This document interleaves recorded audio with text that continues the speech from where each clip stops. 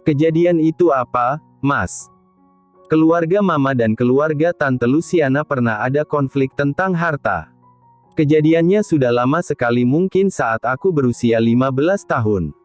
Seingatku dulu Mama dan Tante Luciana bersepupu dari ibu. Ibunya Mama adalah adiknya Tante Luciana.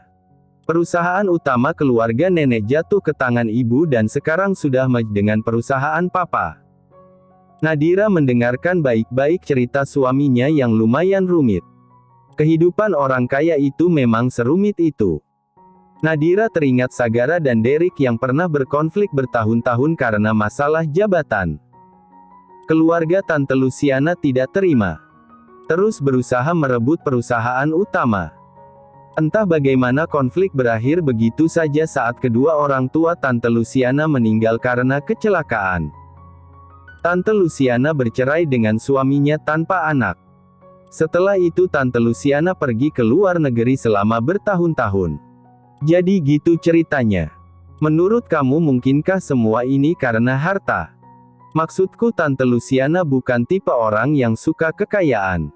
Aku juga belum tahu pas, Mas. Tapi jadi benar. Kamu dan Derek saja bisa bertengkar selama bertahun-tahun karena jabatan. Apalagi keluarga Tante Luciana dan keluarga Mama Natasha memperebutkan perusahaan utama. Sagara menganggukkan kepala. Mungkin bisa terjadi. Sudahlah, kita bahas besok lagi. Sekarang sudah malam. Kamu tidur ya. Begadang tidak baik untuk kesehatan Bumil. Nadira mengangguk, merapatkan tubuhnya dan memeluk suaminya. Mencari-cari dan menemukan kehangatan di saat itu. Tak butuh waktu lama, Nadira langsung tertidur. Sementara Sagara masih belum bisa tidur. Tapi kantuk sudah datang. Mungkin sebentar lagi akan tertidur. Aku akan selalu melindungimu, bisik Sagara sebelum benar-benar terlelap. Hari H. Hari ini hari H pesta perayaan ke-60 tahun perusahaan Erlangga. Jam 7 malam satu persatu tamu undangan memasuki gedung. Penjagaan dilakukan dengan sangat ketat. Setiap tamu undangan yang datang diperiksa dengan detail. Untuk kepala keamanan, Derek memiliki tim sendiri, bukan menggunakan jasa dari Levi.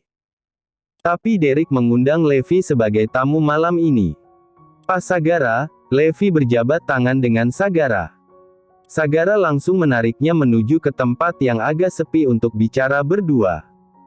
Bagaimana Hyuna? Informasi lanjut selain nama Luciana?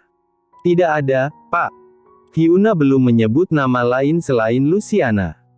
Tapi Hyuna terus menyangkal tidak pernah menyebut nama Luciana saat dihipnotis.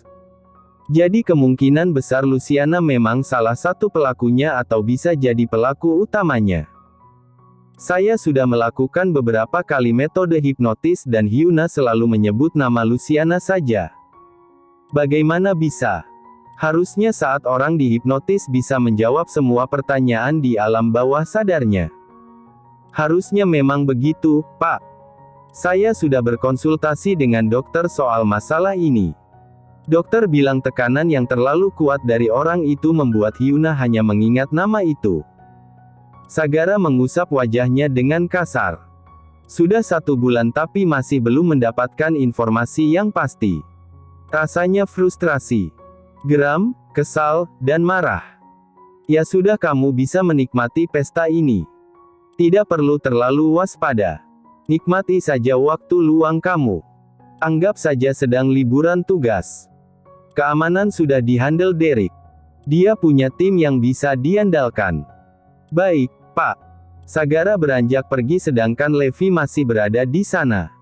Meskipun tidak diminta, Levi akan tetap waspada. Semua tamu undangan sudah memasuki gedung dan pintu utama ditutup. Tema dress code adalah black and gold, sesuai dengan warna ikonik Erlangga Group. Perempuan memakai gaun gold sedangkan laki-laki memakai tuxedo hitam. Tamu undangan sudah duduk di kursinya masing-masing. Sekitar 200 tamu undangan tanpa anak-anak. Acara ini khusus orang dewasa. Di antara 200 tamu undangan itu, Luciana tampak anggun duduk di kursi bersama Natasha. Aku senang sekali kamu bisa hadir malam ini, Natasha menepuk lengan Luciana. Kalau bukan karena kamu, aku juga tidak mau hadir. Aku menghargai kamu, Natasha. Terima kasih ya. Suatu kehormatan acara ini dihadiri kamu. Luciana mengangguk. Oh ya, tamu undangan cuma 200. Ya. Kami sekeluarga mengantisipasi kejadian tak terduga seperti bom di acara ulang tahun samudra. Jika ada sesuatu tak terduga, kita bisa cepat melakukan evakuasi, karena tamu undangannya juga tidak banyak. Tapi jangan salah, meskipun sedikit, semua tamu undangan ini adalah orang-orang terpilih dari golongan atas. Luciana tersenyum. Tidak sesuai dengan ekspektasi. Harapannya tamu undangan lebih dari 3.000 orang. Ternyata cuma 200. Tapi tidak terlalu buruk juga karena para tamu di sini adalah orang-orang pilihan. Artinya mereka memegang kendali besar. Luciana, kamu tunggu di sini ya. Aku ingin bergabung dengan Mas Prayoga menyambut tamu yang lain. Semoga acara kali ini berjalan dengan lancar tanpa ada masalah satupun. Aku juga berharap begitu.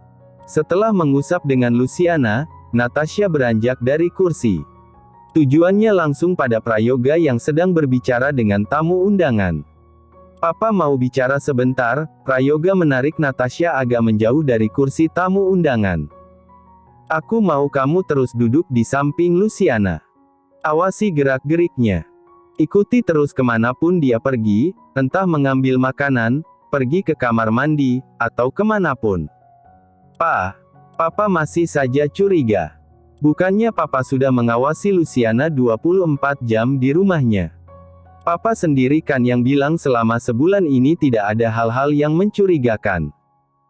Tidak ada hal yang mencurigakan bukan berarti tidak ada tindak kejahatan kan? Luciana tahu kita sedang mengawasinya. Karena itu dia membatasi ruang geraknya. Bisa jadi dia berkomunikasi dengan komplotannya menggunakan HP. Natasha tidak mengerti lagi. Seperti biasa Prayoga selalu keras kepala. Bingung itulah yang Luciana rasakan sekarang. Di satu sisi dia ingin mempercayai suaminya. Tapi di sisi lain dia tidak ingin mencurigai Luciana. Namun, jika semua ini demi keselamatan anak-anak, menantu, dan cucunya, Natasha akan melakukan apapun. Ya, Pa. Aku akan melakukan sesuai perintah Papa. Aku melakukan ini demi keluarga kita, meskipun aku harus mencurigai keluargaku sendiri. Prayoga lega mendengarnya. Ya sudah, kamu kembali ke sana. Aku mau cari Samudra. Nadira bilang Emma yang menemani Samudra malam ini. Papa ingin memastikan Emma tidak akan meninggalkan Samudra sedetik pun. Ya, Pa. Mereka pun berpisah. Natasha kembali duduk di samping Luciana. Sedangkan Prayoga menghampiri Emma di salah satu kursi, di mana di sana ada Samudra dan Daisy. Sedangkan para orang tua mereka sudah sibuk menyambut tamu undangan yang lain. Opa. Cucu kesayangan Opa, Prayoga mengusap rambut Samudra. Emma. Iya, Tuan, jawab Emma dengan sopan. Tolong terus awasi Samudra. Jangan pernah tinggalkan dia meskipun sedetik saja. Saya tidak akan meninggalkan Samudra. Prayoga berdehem kecil. Kamu juga harus berhati-hati. Jangan lengah. Keselamatan Samudra adalah prioritas kamu. Tapi keselamatan kamu juga yang paling utama. Baik, Pak. Saya akan menjaga Samudra dan menjaga diri saya dengan baik. Di satu sisi, Natasha mengobrol dengan Luciana. Berusaha terlihat senatural mungkin supaya Luciana tidak curiga sedang diawasi. Suami kamu tampak akrab sekali dengan Emma. Natasha mengikuti arah pandang Luciana menatap ke arah Prayoga dan Emma. Ya, begitulah. Luciana tersenyum. Kamu tidak merasa cemburu dengan kedekatan mereka? Kenapa cemburu? Mereka tidak punya hubungan khusus. Tidak lebih dari sekadar tuan rumah dan asisten rumah tangga. Oh ya, kenapa kamu bisa seyakin itu hubungan mereka tidak lebih dari majikan dan pembantu? Natasha mengenyitkan alis. Heran dengan kalimat demi kalimat Luciana yang seolah menggiring ada sesuatu di antara Prayoga dan Emma. Aku yakin karena Emma sahabatku dan Mas Prayoga suamiku. Mereka dua orang yang sangat aku sayangi. Dan juga sangat aku percayai. Mereka tidak mungkin berkhianat di belakangku. Tidak ada yang tidak mungkin di dunia ini, Natasha. Luciana tersenyum. Mengambil secangkir gelas, menyeruput pelan lalu meletakkan kembali di meja. Ada ratusan kasus sahabat merebut suami sahabatnya sendiri, Natasha. Benar, tapi itu tidak terjadi antara persahabatanku dan Emma. Emma tidak akan menusuk dari belakang. Seandainya Emma ingin jadi pelakor, Emma bisa melakukannya sejak bertahun-tahun yang lalu. Saat usianya masih muda dan cantik.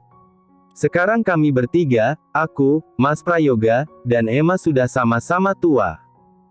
Fokus kami bukan lagi tentang percintaan tapi pada anak-anak dan cucu. Luciana tertawa dalam hati. Seandainya Natasha melihat bukti-bukti perselingkuhan Emma dan Prayoga bertahun-tahun yang lalu, apa Natasha masih membela Emma mati-matian seperti ini? Kasihan sekali sepupuku yang bodoh dan naif ini. Oke, jika itu yang kamu percaya. Aku ingin tanya satu hal. Seandainya, aku bilang seandainya ya. Prayoga dan Emma berselingkuh, apa yang akan kamu lakukan? Kamu akan tetap memaafkan Prayoga dan mengusir Emma atau mengusir keduanya dari hidupmu? Aku tidak perlu menjawab pertanyaan kamu. Karena semua itu tidak akan terjadi. Mas Prayoga dan Emma tidak mungkin selingkuh di belakangku. Aku mempercayai mereka.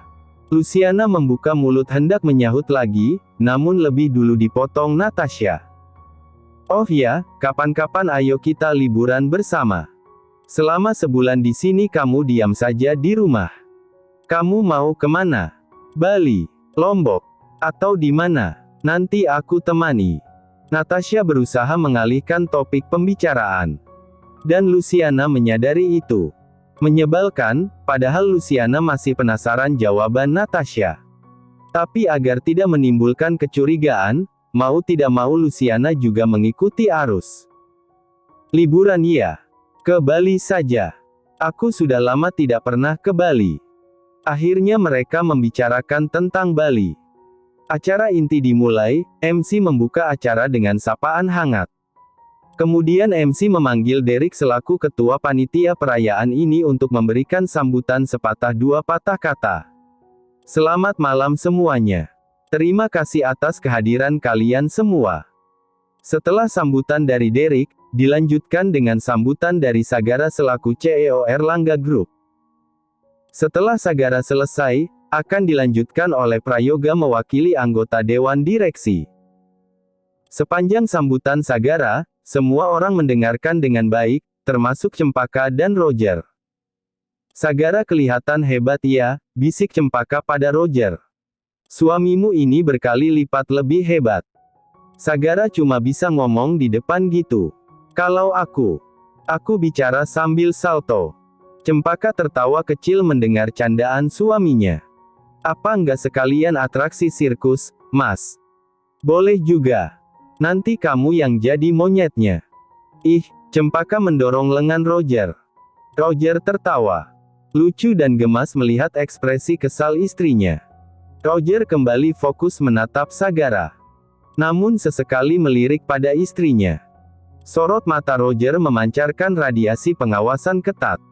Setiap gerak-gerik Cempaka tertangkap oleh indera penglihatannya. Kenapa Roger melakukan ini? Kenapa dia harus mencurigai istrinya sendiri? Terjadi pergolakan batin sekarang. Di satu sisi Roger ingin mempercayai istrinya. Tapi di sisi lain sikap Cempaka agak mencurigakan belakangan ini.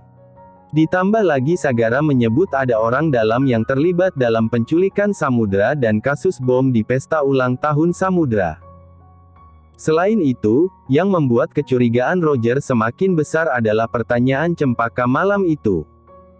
Seolah Cempaka memang penjahat yang sebenarnya. Namun, Roger berharap semua ini hanya kecurigaannya saja. Setelah sambutan dari orang-orang penting perusahaan, acara dilanjutkan dengan penampilan-penampilan artis ibu kota. Sementara para tamu undangan dipersilakan untuk menikmati makanan yang tersaji. "Mas, kamu hebat sekali," ucap Nadira saat suaminya duduk di sampingnya. "Dedi hebat.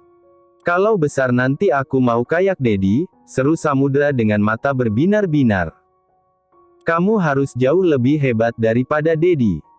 Tapi kalau dipikir-pikir tidak ada yang lebih hebat daripada Dedi kan?" Semua yang ada di meja itu mencibir kepercayaan diri Sagara. Di meja itu ada 6 orang.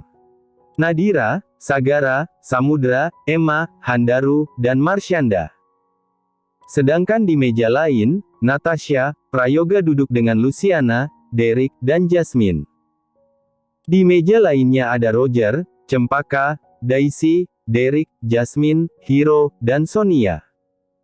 Jumlah kursi di setiap meja berbeda, tergantung tamu undangan yang duduk di sana. "Sayang, sebentar," Sagara menahan Nadira dan Samudra yang hendak menyuapkan menu pembuka ke dalam mulut. "Dedi coba dulu," Sagara ingin memastikan di makanan itu tidak ada racun. "Oke, kalian bisa makan sekarang," ucap Sagara setelah mencicipi makanan itu. Di lidah Sagara tidak terasakan aneh. Semoga saja memang tidak ada racunnya. Karena jenis racun itu beda-beda. Ada racun yang langsung bereaksi. Ada juga racun yang beberapa jam baru terasa tanda-tandanya. "Oke Dedi," seru Samudra dan mulai makan. Begitu juga dengan Nadira. Nadira mengunyah sambil menatap haru suaminya.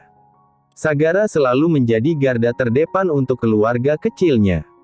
Memastikan istri dan anaknya baik-baik saja meskipun harus mengorbankan nyawanya. Rasanya Nadira ingin menghamburkan diri memeluk Sagara sekarang, membisiki kata cinta dan terima kasih sebanyak-banyaknya. Selesai makan menu utama dan juga menikmati dessert, Derek naik ke atas panggung. Sesuai dengan rundown acara, sudah waktunya mendekati puncak acara. Derek akan menyampaikan pencapaian-pencapaian luar biasa Erlangga Group di tahun ini. Setelah menyampaikan sepatah dua patah kata pembukaan, Derek langsung masuk pada inti penyampaian. "Langsung saja saya akan menyampaikan prestasi Erlangga Group dalam setahun ini," ucapnya dengan suara yang jelas dan tegas. Sorotan mata semua tamu terfokus pada Derek. Pertama-tama, Erlangga Group merupakan perusahaan multinasional yang bergerak di berbagai bidang. Saya bangga menyampaikan bahwa tahun ini, kita berhasil menduduki peringkat 10 besar dari top perusahaan di tingkat Asia, lanjut Derek, diikuti oleh tepukan tangan meriah dari para tamu yang menyadari prestasi luar biasa tersebut. Dengan ekspresi penuh kebanggaan, Derek melanjutkan dengan poin kedua. Keberhasilan lain yang patut kita syukuri adalah pencapaian dalam membangun beberapa proyek besar pada tahun ini, terutama di bidang properti dan kesehatan. Erlangga Group baru saja meresmikan cabang baru sebuah rumah sakit yang berlokasi di Bandung. Selain itu, ada pula proyek properti yang baru saja kita luncurkan, sebuah mall megah di Surabaya. Tepukan tangan dan sorakan antusias mengiringi setiap kata yang keluar dari bibir Derek. Ia dengan bangga memberikan tahu para tamu tentang pertumbuhan dan perkembangan yang telah dicapai oleh perusahaan mereka. Derek memanfaatkan jeda singkat, memberikan kesempatan pada hadirin untuk meresapi informasi yang baru saja disampaikannya. Tepukan mereda, dan Derek dengan tenang melanjutkan. Ketiga, saya senang memberitahu bahwa nilai saham Erlangga Group meningkat. Prestasi ini tidak hanya membuat kita bangga, tetapi juga menarik minat banyak perusahaan kelas menengah atas yang ingin bekerja sama dengan kita. Sorot mata para tamu memperlihatkan rasa bangga dan kekaguman. Derek memberikan gambaran yang jelas tentang prospek masa depan perusahaan.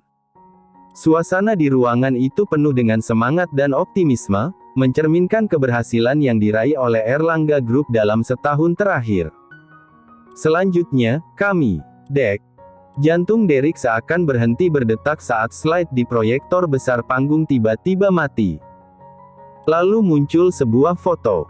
Foto dirinya dan Cassandra tidur di atas ranjang. Dengan selimut menutup sebatas dada mereka. Bukan hanya Derek, seluruh anggota keluarga juga syok. Begitu juga para tamu undangan. Foto-foto lain mulai bermunculan. Foto kebersamaan Derek dan Cassandra saat diam-diam bertemu di kantor. Diam-diam jalan berdua dan makan di restoran. Diam-diam Derek membawa Cassandra ke rumahnya. Masih ada banyak sekali foto yang ditampilkan.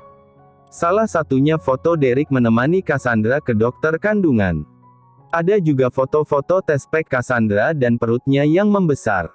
Itu fotonya Pak Derek dan mantan istrinya kan. Jadi selama ini mereka berselingkuh. Ya ampun, ternyata gosip di kantor benar ya, selama ini mereka berselingkuh. Malu sekali. Perusahaan besar tapi salah satu pemiliknya problematik. Sangat-sangat menjijikkan. Saya tidak mau lagi bekerja sama dengan perusahaan ini. Setelah ini saya akan memutus seluruh kontrak kerjasama. Saya juga ingin mundur saja. Rencananya tahun depan kami ada proyek besar bersama. Tapi jika pemiliknya problematik seperti ini, saya tidak bisa percaya lagi. Bisa-bisa proyeknya jadi gagal. Masih banyak lagi bisikan-bisikan mereka, intinya menyela, mencibir, dan mencemooh Derek dan Cassandra. Selain itu, dari pihak keluarga, Mas, Nadira menatap suaminya. Begitu juga Sagara yang menatap padanya. Mereka sama-sama syok. Foto-foto itu terbongkar di sini, di acara paling penting tahun ini. Roger pun sama terkejutnya. Namun yang lebih membuatnya terkejut adalah saat mengalihkan pandangan dari proyektor pada Cempaka, Roger terkejut melihat Cempaka tersenyum. Kenapa Cempaka tersenyum begitu? Dan di detik berikutnya wajah Cempaka berubah sedih. Perubahannya begitu cepat. Seperti kecepatan kilat. Mas, jadi selama ini Derek menyelingkuhi Jasmine. Ya ampun, kasihan sekali Jasmine. Apalagi dia sedang mengandung sekarang. Ya, kasihan Jasmine. Cempaka berkaca-kaca, semakin membuat Roger heran. Bagaimana bisa Cempaka mengubah ekspresinya secepat itu? Aneh. Benar-benar aneh. Roger nyaris tidak percaya dengan apa yang baru saja dia lihat. Di sisi lain, Natasha dan Prayoga juga syok. "Pak," Natasha mencengkeram lengan Prayoga untuk menguatkan diri, "tolong katakan semua yang aku lihat ini tidak pernah. Putra kita tidak mungkin melakukan ini." Prayoga membalas genggaman tangan istrinya dengan erat. Tangan Natasha terasa dingin sekali. "Ma, tenang ya." "Ya ampun, Derek, aku tidak menyangka putra kamu seperti itu, Natasha." "Derek selingkuh. Dia laki-laki pengecut yang selingkuh." "Diam kamu Luciana. Jangan kompor. Kamu tidak lihat kondisi Natasha." Prayoga melotot tajam. "Aku hanya mengatakan yang sebenarnya, Prayoga. Kenyataannya Derek memang selingkuh." "Oh. Biasanya orang yang suka membela kejahatan, orang itu juga melakukan kejahatan yang sama. Apa maksud kamu? Kamu menuduhku selingkuh." "Aku tidak bilang begitu. Kenapa? Kamu merasa cukup?" Natasha menghentikan perdebatan mereka dan menatap pada Derek yang masih berdiri tenang di atas panggung. Derek mengedarkan pandangan, lalu menarik napas dalam-dalam dan mengeluarkan perlahan. "Maaf, untuk kesalahan teknis ini. Saya akan melanjutkan presentasi," ucap Derek. Dan detik itu juga suara bisikan demi bisikan hilang. Ruangan itu benar-benar hening, seolah tidak terjadi apa-apa. Semua orang fokus menatap pada Derek yang sedang melanjutkan presentasi. Luciana dan Cempaka sama-sama bingung. Ada apa ini? Kenapa semua orang diam saja? Kenapa tidak ada yang menyoraki buruk Derek? Kenapa suara cemoohan, hinaan, dan ejekan semua orang berhenti? Pertanyaan-pertanyaan itu muncul di kepala Luciana dan Cempaka. Mereka berdua diam-diam saling melirik. Namun karena sejak tadi Roger memperhatikan Cempaka, Roger menyadari gestur Cempaka melirik pada Luciana. Apa maksud semua ini? Kenapa Cempaka menatap pada Luciana seolah sedang memberi kode satu sama lain? Apa hubungan mereka? Semua ini membingungkan. Membuat hati Roger gelisah dan semakin ragu pada Cempaka. Diam-diam, Leonlah yang memutar video itu. Leon menghack operator dan mengatur video yang ditampilkan di layar proyektor dari ponselnya. Semua rencana berjalan dengan lancar, namun ada yang membuat Leon heran. Kenapa respon semua tamu biasa saja? Memang benar tadi mereka sempat mencemooh Derek. Tapi hanya sebentar. Sekarang mereka fokus lagi mendengarkan Derek yang melanjutkan presentasi. Tapi apapun yang terjadi, Leon lega. Kejadiannya tidak seburuk yang dia pikirkan. Maafkan saya, Pak Derek. Anda luar biasa sekali hari ini. Leon tersenyum sembari memperhatikan Derek. Selama sebulan ini, Leon tahu usaha keras Derek menyiapkan acara ini. Tapi Leon juga harus melaksanakan tugas dari Cempaka sesuai dengan kontrak perjanjian mereka. Saat tengah konsentrasi memperhatikan Derek, tiba-tiba ponsel Leon berdering. Cassandra, gumamnya saat melihat nama Sandra muncul di layar ponselnya. Leon sengaja memberikan nama samaran untuk Cassandra. Leon berdiri agak ke samping untuk mengangkat panggilan ke Cassandra. Halo, Kasa. Leon, tolong aku. Tolong. Jantung Leon seakan berhenti berdetak mendengar suara gemetar Cassandra. Ada apa? Kenapa kamu minta tolong? Apa yang terjadi? Brooke. Terdengar suara gedoran pintu yang sangat keras. Membuat Leon semakin gelisah. Itu suara apa? Kamu di mana sekarang?